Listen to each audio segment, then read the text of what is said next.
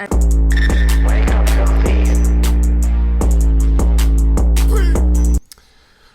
right, welcome to another episode of Take Foul, NBA talk, correct takes only.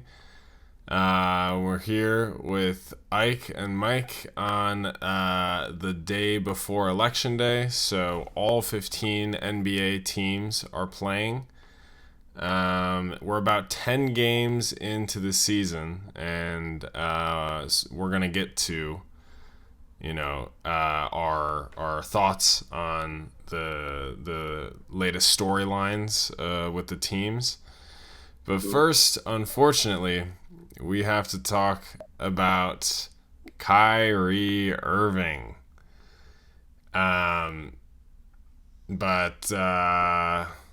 I'll take it away. yeah, Mike, why don't you give us a quick summary just of like basically what went down, and then we can get into it. Yeah, so I've been a Kyrie defender for the past few years here.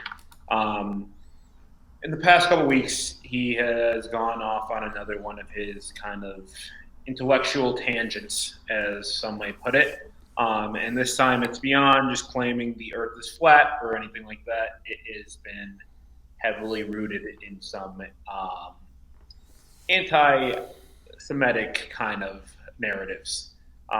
He's on the same vibe with Kanye about black people being the original Israelites and all that stuff, which, however you want to spin it, whatever. But the issue with it is that he is sharing clips from a movie that is. Well, hold on. He's sharing the link to the movie. He hasn't been sharing clips, but go ahead.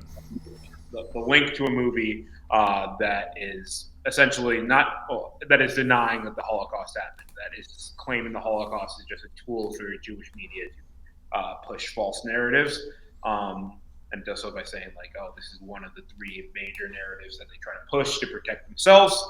And the third one being that 6 million people died in the Holocaust, which is, of course, a bad look. So the result of that was him initially being suspended by the Brooklyn Nets for 5 games, and now talks of retirement are flying. Well, I mean, I feel like the talks of retirement were sort of more like when he wasn't apologizing and people thought he was going to like quadruple down essentially, but he did post an apology on Instagram, which was acknowledged as a right first step. We'll see if he continues to take more steps. But yeah, what are your thoughts? I think Kyrie, obviously what he said, like that video, that movie, and I watched as much of it as I could. It's just, as you said, it's just like a PowerPoint. It's not really a movie. I don't know why it's on Amazon, but it's just like, it's so bad. Like beyond that, it's so bad. But beyond sharing that, he is a really just guy who I don't think is all the way connected up there. And I think that needs to be taken into account, similar to Kanye, right? But I do believe when Kanye and Kyrie do these things, people do take this opportunity to be adamantly anti Kanye and Kyrie, but the way that comes off very vividly is a lot of people coming off very aggressively anti-black. And that has been kind of my take on this whole situation. No, I do not agree with anything they've said about these things, but I feel like it is an easy way for them to be very aggressive towards a community that not necessarily everyone agrees, right? And that's kind of my initial take on the situation. Kyrie, Duke alum, obviously you have to start asking questions about that college, what they're teaching him in school. Duke. Yeah, okay. I guess. Obviously, I think he loves to push boundaries, and this time he just did it without really taking into account how truly damaging this one was. It's not just saying the earth is flat. This one is truly, really damaging to community people. Yeah, I think in terms of the whole situation with Kanye and Kyrie, I think you're right in that there's like some bad actors that are kind of taking this and like feel emboldened to be anti-Semitic, but then also feel emboldened to be anti-black, and using this as an excuse, right? And so like it's just this like bad cycle that was kind of created by them.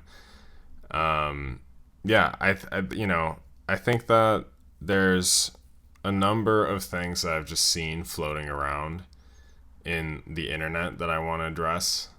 Um, and the first one is like freedom of speech. Oh, like his speech is being taken away. It's like you work for the NBA, you work for the Nets organization. They can do what they want. Like that's kind of the end of that conversation. I feel like. And then I've seen a lot of people like. Did you want to add something?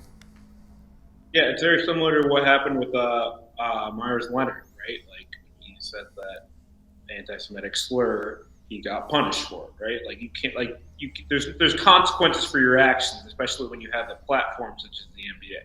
Yeah, it's like you can, Kyrie's not going to go to jail for saying what he said or posting what he did on Twitter. It's just like there are consequences to what you say. And then, the other thing, I've seen a lot of people minimizing what Kyrie did with posting the documentary, and they're like, all he did was like post this like little documentary. And it's like, well, let's back up. Like, it's the documentary, as you mentioned, a lot of very damaging stuff, from like Holocaust denial. And kind of the problem with a lot of this like radical kind of black Hebrew Israelite stuff, right? Like it's different from black Judaism, like very different. And it gets down to like, like you said, it's like black people are the original descendants of Israelites, and the other side of that is that, like European Jewish people, Ashkenazi Jewish people, Sephardic Jewish people are like fake and are like, controlling everything to like, and there's like allegations of Satan worship in there in that documentary as well. And like there has been a total rise in a bunch of anti-Semitic like synagogues in New York have been attacked. Like there's like a big demonstration here in New York and in LA and stuff. So these things have consequences. So it's not just some documentary, that he posted. I don't know if he watched it or not, but Did you watch it, Paul? no, no. But I read about it. I've seen like the screenshots that have been floating around. And one more thing I'll say, is like in 2019 I was working with this like Japanese news organization, and we did a interview in Jersey City, and then we started getting alerts of this like shooting happening nearby. And so we like went, and like I was like pretty close to the shooting. I was like ongoing with the cops, and like these two black Hebrew Israelites attacked a Jewish, like a kosher Orthodox Jew grocery store, and like killed some people in there, and then like essentially died by police. And like the really radical sect of that, like, is that stuff can happen, you know and that documentary was radical. It's not like, it wasn't like, kind of like describing like origins or anything. It was like making some like very radical claims.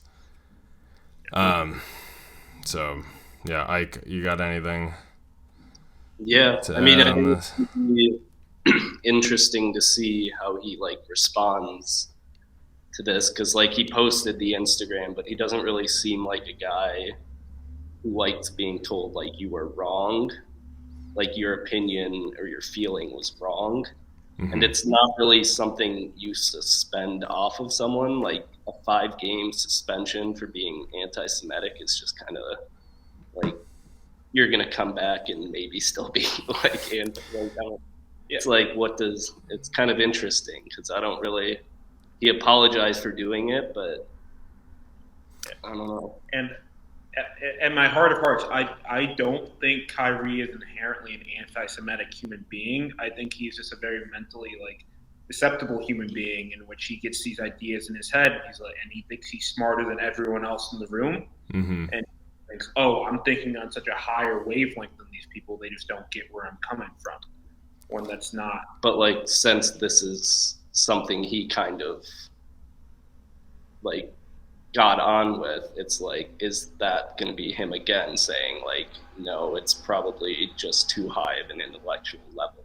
Sure, I think his apologies are his apologies, whether they're hollow or not. Like, I don't think he probably even understands what he did was wrong, but he can't then go into a press conference and be like, "Oh, ask me about basketball questions and stuff like that." Like, he can't. It's not something you can do after something like this. That's not fair on his end because he has to understand.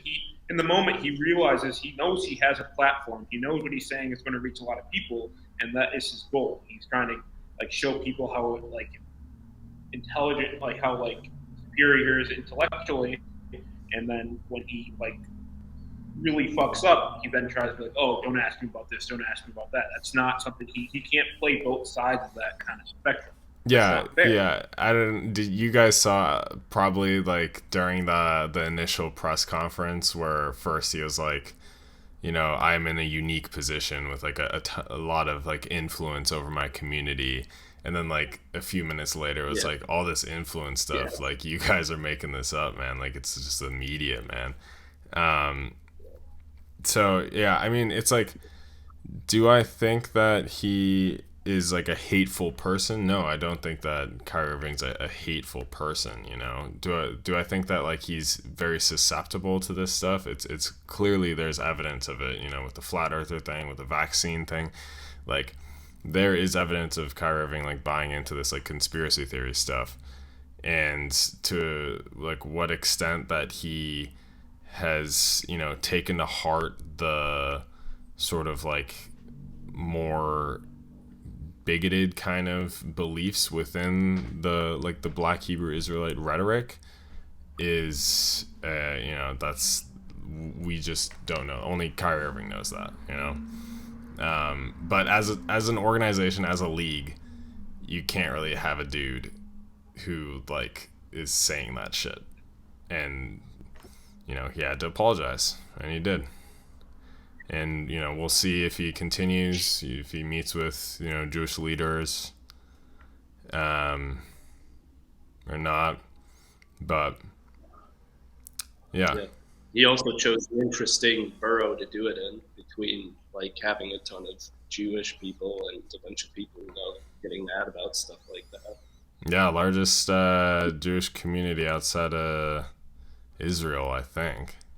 Brooklyn. Yeah, I'm pretty sure, or just New York City. And hipsters too. Yeah. All right.